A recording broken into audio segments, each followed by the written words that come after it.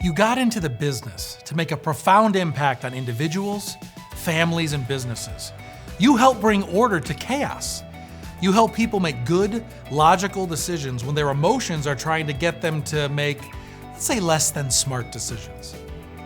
Then one day you wake up and you realize that everything you've been doing has certainly helped your clients, but it's actually profited your core organization the most.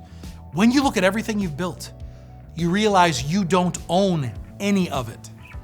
All the networking events, all the Zoom calls, the phone calls, the lunches, the dinners, the coffees, beers after work, rounds of golf, the difficult late nights, missing family events because you had to put more time in at the office. All of this hard work has helped you build a profound practice that someone else owns.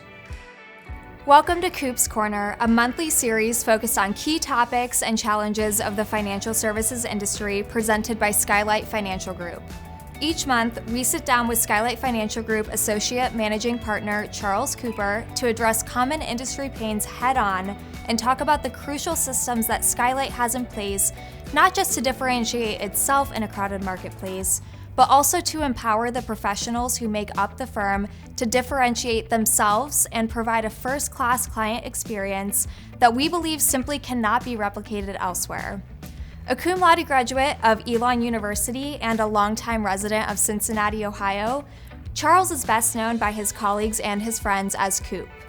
He has been helping financial professionals achieve the vision that they have for their practice and their lives since 2003. Having achieved some of the highest levels of recognition in the industry over the course of his career, helping people achieve the success that they never dreamed of in turn is one of the great joys of his life. With integral knowledge of the industry and a focus on high ethical standards, Coop is passionate and here to share quick bits of key knowledge for any financial professional. Listen on to learn more. One of the most painful things we see on a regular basis in this industry is the moment of realization, when an individual sees that where they're presently running their business has left them. They've changed their models, they've changed their compensation, they've reduced support, they've removed marketing. And they're sitting there knowing they have to make a move to grow their business and to find the joy in what they do again. They have to find another home for their business. But then they look at their contract and they realize it's not actually their business. So when this happens, what do? The first thing is to look at the idea that the income you earn is not the commercial value of your business. Rather, the commercial value of your business is the value that, should you enter into a selling agreement or succession agreement, you would be paid for the value of your business. This is completely different than the income you are earning from it. Now, before you make any kind of move, you have to have clarity around what your options are. As you well know, there are non-solicits and non-competes with all kinds of language. They mention things like no ability to talk to clients, no ability to pick up the phone if a client should call you. It's all about as clear as mud until you review your options with an attorney. Once you do that, you now have to decide what really needs to happen to allow you the growth necessary for your business to thrive. Look, moving from one organization to another is always painful. And anybody that tells you differently is not being truthful. The key is remembering why you want to make a move. If the idea is that you're building a business and your long-term objective is wanting to be able to give your children with 100% certainty the ability to take over your practice and get the coaching and development necessary to allow them to do so, and you don't feel confident in making that happen at your current organization, then you absolutely should consider making a move, even if it meant starting over again. If you look at yourself in the mirror and you ask yourself, what am I worth? And you're looking at the mirror and you're saying, I'm worth $500,000 a year. And then you look at your role with your current organization and you realize that you'll never get any more than $250,000. Well, then again, you may want to consider making a move, even if it means starting over again. Here's a good example. Let's say I'm working for an organization and I've got $250,000 of recurring income coming in. and I anticipate that I'm going to work another 20 years. If that's the revenue I can expect, then I'm looking at $5 million of earnings over the next 20 years. Now, that's certainly not anything to shake a stick at. But if you feel like you're absolutely worth $500,000, and that's the practice that you should be building, specifically if it's built around recurring income, i.e. wealth management and recurring fee-based planning.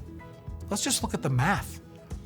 Let's say it takes you 4 years to ramp back up to $500,000. Okay, you fill in the blanks of what your first 4 years look like. Let's go past that. So let's say now I have 16 years left at $500,000 of income. That's $8 million of earnings. Oh, and I forgot. Since I'm now with an organization where I own my business, I certainly have good electronic records, good client notes, and $500,000 of recurring income. We know that a business is worth 2 to 3 times revenue at sale. So let's say we lowball it, we get another $1 million at sale of the business. Add that to the $8 million. Now I'm at $9 million of total value of my business versus the $5 million. That's a $4 million differential. So the question becomes, does that even matter? I know there are some folks that are watching that might be like, yep, be nice to have that, but there's no way the pain of moving would ever motivate me to do something like that. Okay. On the flip side, there are probably some of you looking at this going, oh my goodness, I never thought of it that way, and I have longer than 20 years to go. If I don't do something, this will cost me millions and millions of dollars in the long term. Think of it another way. If you went to your CPA and said, I'm losing $4 million on the value of my business, what would they say? If you went to an attorney and said, I'm potentially missing out on $4 million of value, what would they tell you? What you have to decide is, am I far too comfortable where I'm at to ever consider a transition, or have I finally realized that the only way I can truly gather the revenue and the earnings that I'm worth is going to be as a business owner? Thank you for tuning in to this edition of Coop's Corner, presented by Skylight Financial Group. If you'd like to talk more about opportunities for real ownership in this industry, reach out to Coop today at 513-698-1304 or via email at charlesecooper@financialguide.com. For more information on Skylight Financial Group, visit skylightfinancialgroup.com/careers.